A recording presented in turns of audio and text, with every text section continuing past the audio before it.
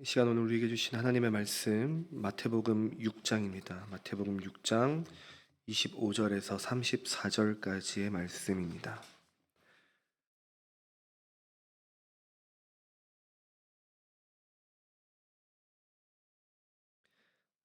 마태복음 6장 25절에서 34절까지의 말씀 신약 구면에 기록되어 있습니다.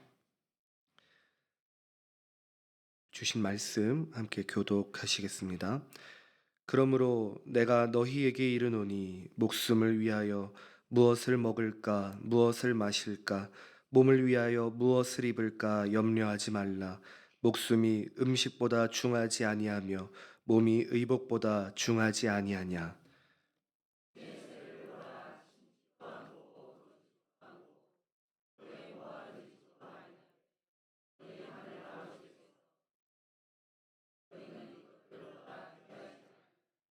너희 중에 누가 염려함으로 그 키를 한 자라도 더 할 수 있겠느냐.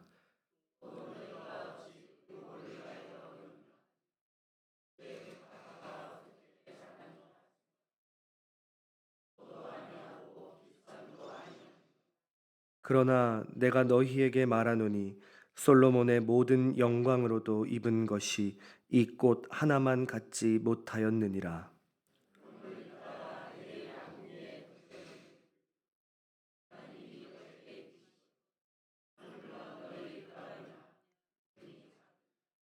그러므로 염려하여 이르기를 무엇을 먹을까 무엇을 마실까 무엇을 입을까 하지 말라.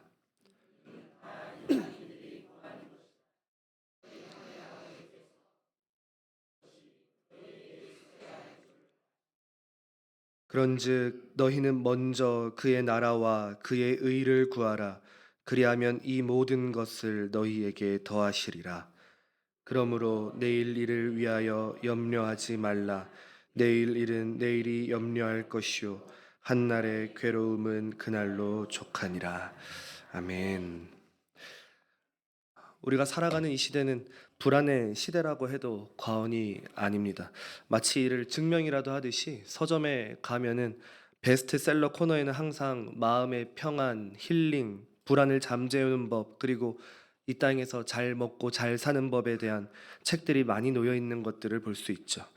이것은 반대로 현대인들이 얼마나 깊은 불안과 염려 속에서 살아가고 있는지를 보여주는 증거이기도 하죠. 우리가 부모된 입장에서는 내 자녀를 키우면서 내 아이가 이 험한 세상에서 잘 살아갈 수 있을까, 신앙을 잘 지키며 살아갈 수 있을까 염려를 하게 됩니다. 또 우리 청년들은 불투명한 미래와 취업 앞에서 염려하죠. 또 사업하시는 분들은 경기가 어려워질 때마다 염려가 많아지기도 합니다. 건강이 좋지 않은 분들은 또 혹시 더 큰 병은 아닐까 하는 두려움에 밤잠을 설치기도 하는 것이 우리 인생인 것 같습니다. 그런데 오늘 본문에서 예수님은 좀 너무하다 싶은, 또 어찌 보면은 우리 현실을 너무 모르시는 것 아닌가 같은 말씀을 하십니다. 바로 염려하지 말라 이 말씀입니다. 이 말씀은 항상 느끼지만 예수님 제 삶이 얼마나 팍팍한데 염려하지 마라 하십니까? 염려할 게 얼마나 많은 세상인데 라고 생각하게 되죠. 그런데 예수님께서 하시는 이 말씀은 하나의 명령으로서, 그리고 제자라면 마땅히 따라야 할 삶의 방식에 대해서 말씀하고 계시고 있는 겁니다. 오늘 우리가 읽은 이 본문 25절에 보면은 그러므로 내가 너희에게 이르노니 라는 말로 시작합니다. 우리가 성경을 읽을 때 이 접속사를 잘 봐야 한다고 그랬죠. 오전에도 들으셨겠지만 이 그러므로에 우리가 한번 좀 집중을 해야 됩니다. 그러므로라는 말은 앞에 내용이 원인이 되어서 뒤에 내용이 결과로 나온다는 뜻이죠. 그렇다면 예수님께서 앞에서 무슨 말씀을 하셨는지 우리가 한번 봐야겠죠. 24절을 보면은 한 사람이 두 주인을 섬기지 못할 것이니 혹 이를 미워하고 저를 사랑하거나 혹 이를 중히 여기고 저를 경히 여김이라. 너희가 하나님과 재물을 겸하여 섬기지 못하느니라. 이렇게 말씀하십니다. 예수님께서 재물이 우리의 인생의 주인이 될 수 없다는 것에 대해서 분명하게 말씀하고 계시죠. 여러분, 근데 우리 염려하는 근본적인 원인이 무엇입니까? 돈이 부족해서가 아니라 재물에 대한 욕심이나 세상적인 안정이 하나님보다 더 커졌기 때문에 우리가 염려하는 것 아니겠습니까? 그래서 어쩌면 팍팍한 우리 인생에 공감하기 어려운 그러므로 염려하지 말라는 것, 이 말씀은 인생의 주인을 바르게 설정하라는 영적인 명령으로 우리가 받아들여야 한다는 것이죠. 오늘 말씀을 통해서 저와 우리 모두가 짊어지고 있는 무거운 염려의 짐을 내려놓고 주님 주시는 참된 자유와 평안을 누리게 되는 시간이 되어지기를 간절히 소망합니다. 예수님은 왜 우리가 염려하지 말아야 하는지 그 이유를 세 가지로 나누어서 설명해 주고 계십니다. 첫 번째는 염려는 생명의 주관자이신 하나님을 불신하는 태도가 바로 염려이기 때문이라고 말씀하십니다. 말씀을 보면은 예수님께서 우리의 시선을 하늘로 돌리십니다. 26절에서 공중의 새를 보라 이렇게 말씀하시죠. 여러분, 새를 보시면은 어떤 생각을 하십니까? 우리 자유로움을 상징할 때 흔히 새들을 하곤 하죠. 예수님은 그 새들의 이 생존 방식을 보라고 말씀하고 계시는 겁니다. 새들은 심지도 않고 거두지도 않고 창고에 모아들이지도 않습니다. 이 당시 유대 사회는 농경 사회였죠. 씨를 뿌리고 추수해서 창고에 저장하는 일을 했어야 됩니다. 왜냐하면 생존을 위한 가장 기본적이고 필수적인 인간의 활동이었기 때문이죠. 그런데 공중의 새는 인간처럼 이렇게 농경 생활을 하지 않음에도 하나님께서 그 생명을 친히 먹이시고 유지시키신다는 것을 우리에게 상기시켜 주시는 것입니다. 새들이 게을러서 일하지 않는다는 게 아닙니다. 일찍 일어나는 새가 먹이를 먹는다라는 말처럼 새들은 아침 일찍 일어나서 먹이를 찾고 둥지를 짓고 새끼를 키우기 위해서 부지런히 날아다닙니다. 예수님이 새들을 보면서 우리가 알기 원하시는 것은 새들은 저장을 하지 않는다는 것입니다.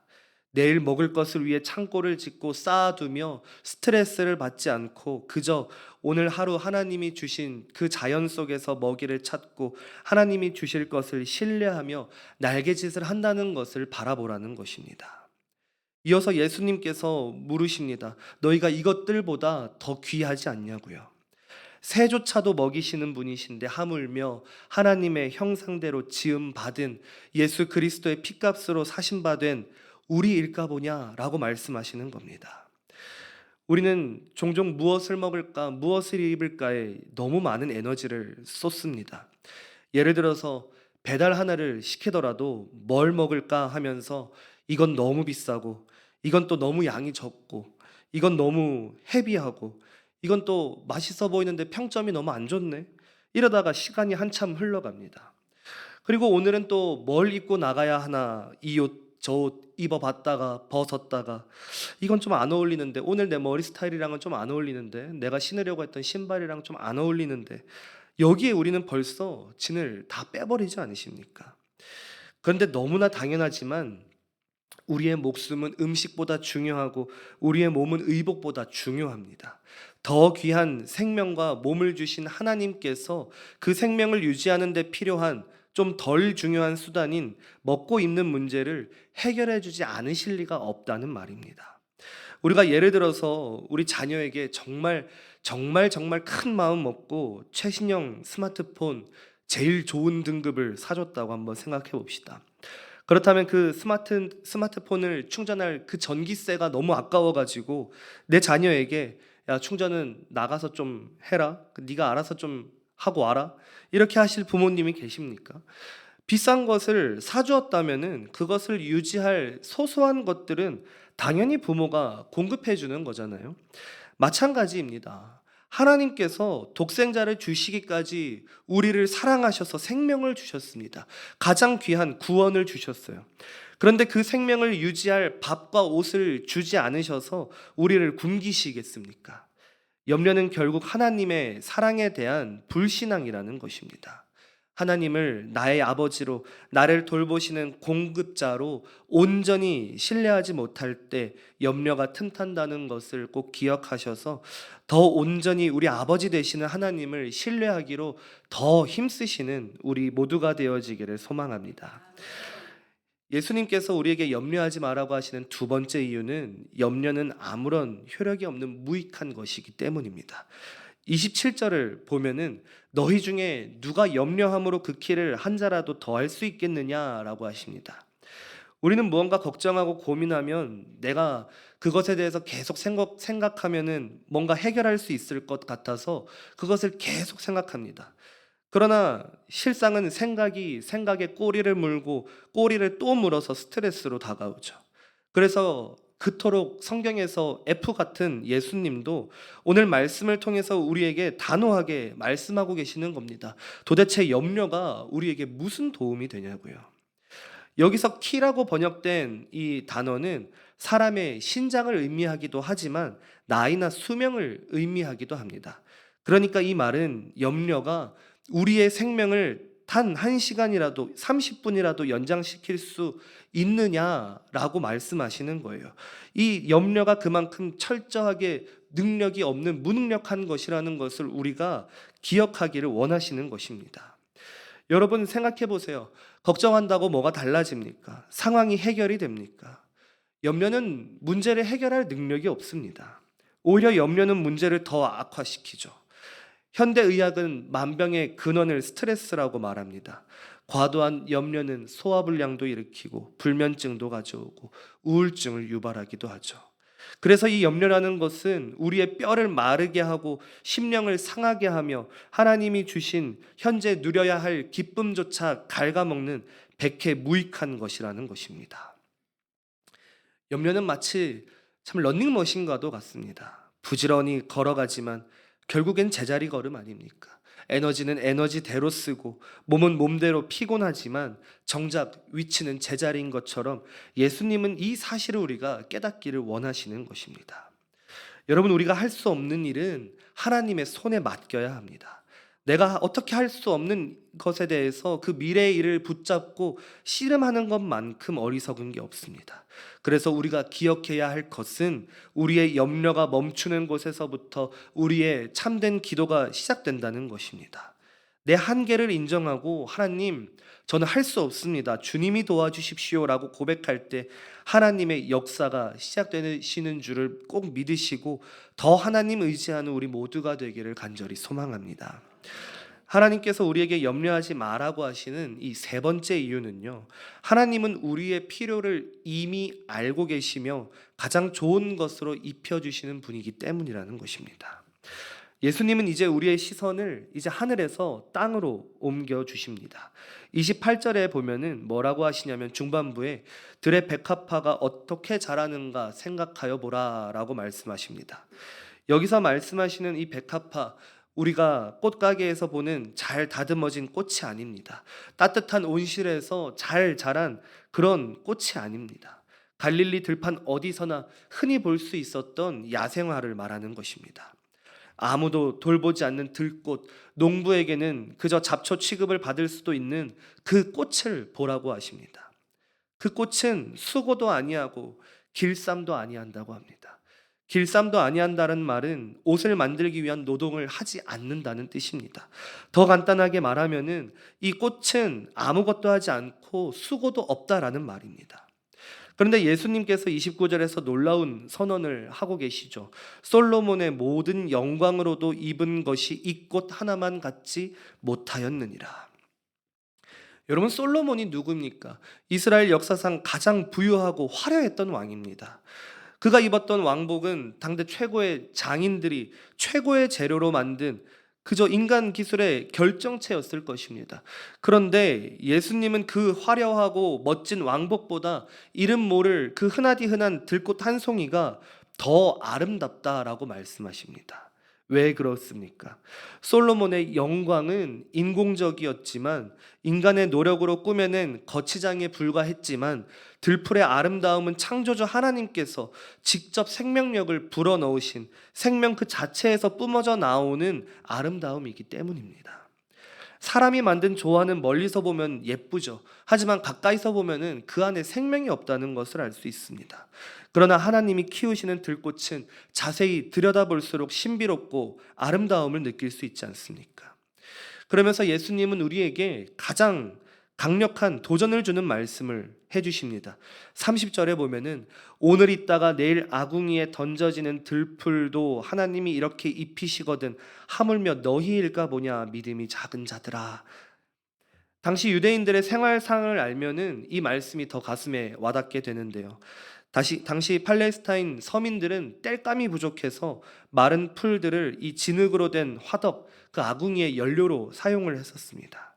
하나님은 곧 그렇게 불에 타서 사라져버릴 하루살이와 같은 미물조차도 아름답게 가꾸시는 분이라는 것을 우리에게 알려주고 계시는 거죠.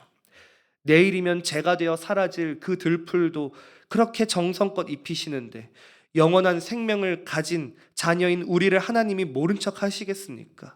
예수님은 여기서 우리의 정곡을 찌르며 말씀하시는 겁니다. 믿음이 작은 자들아 라고요. 결국 염려의 문제는 상황의 문제가 아니라 믿음의 문제라는 것입니다. 돈이 없어서 염려하는 것이 아니라 하나님을 믿는 믿음이 작아서 염려하는 것이죠. 환경이 어려워서 무너지는 것이 아니라 나를 도우시는, 우리를 여기까지 인도하신 에베네셀의 하나님을 바라보는 시선이 흐려졌기 때문에 우리는 무너지는 것입니다. 그렇다면 도대체 우리는 어떻게 이 염려를 끊어내고 살아갈 수 있을까요? 어떻게 이 팍팍한 오늘을 살아가야 할까요? 예수님은 우리에게 염려를 끊어낼 수 있는 구체적인 대안을 알려주십니다. 31절과 32절을 보면은 이방인과 너희, 그러니까 우리를 대조하시면서 말씀하십니다. 무엇을 먹을까? 무엇을 마실까? 무엇을 입을까 하지 말라. 이는 다 이방인들이 구하는 것이라. 여기서 이방인은 하나님을 모르는 사람들을 말하는 거죠. 이방인들이 의식주를 염려하며 사는 이유는 그들에게는 공급자이신 전능하신 하늘아버지가 없기 때문입니다. 그들은 그와 같아서 자기 힘으로 세상을 살아내야 하기 때문에 염려가 필연적일 수밖에 없는 것이죠. 하지만 우리는 다릅니다. 32절 하반절에 뭐라고 하십니까? 너희 하늘아버지께서 이 모든 것이 너희에게 있어야 할 줄을 아시느니라. 여러분, 우리에게는 아버지가 계십니다. 우리의 필요를 미리 아시고 채워주실 능력이 있는 그 아버지가 계십니다. 그러므로 우리는 삶의 방식이 달라져야 합니다. 그러면 그 달라진 삶의 방식이 무엇이냐? 너무나 잘 아는 말씀, 바로 33절이죠. 그런즉 너희는 먼저 그의 나라와 그의 의를 구하라. 그리하면 이 모든 것을 너희에게 더하시리라. 여기서 핵심은 먼저입니다. 먼저라는 단어는 시간적인 순서를 말하는 것도 있겠지만 우리 가치관의 최우선순위를 하나님께 두라는 말씀입니다. 내 인생의 1순위가 무엇이냐는 질문이죠. 밥 먹는 문제, 돈 버는 문제, 성공하는 문제가 아니라 하나님의 다스림과 하나님의 뜻이 내 삶의 가장 중요한 목적이 되어야 한다는 것입니다. 우리가 이렇게 순서를 바로잡으면 하나님이 책임지십니다. 어떻게 책임지신다고 하십니까? 이 모든 것을 너희에게 더하시리라. 이렇게 책임지신다고 하십니다. 우리가 본질인 하나님 나라를 먼저 붙잡으면은 비본질적인 먹고 사는 문제는 하나님께서 알아서 해결해 주신다는 약속의 말씀입니다. 그리고 34절을 통해서 우리에게 마지막 당부를 하십니다. 그러므로 내일 일을 위하여 염려하지 말라.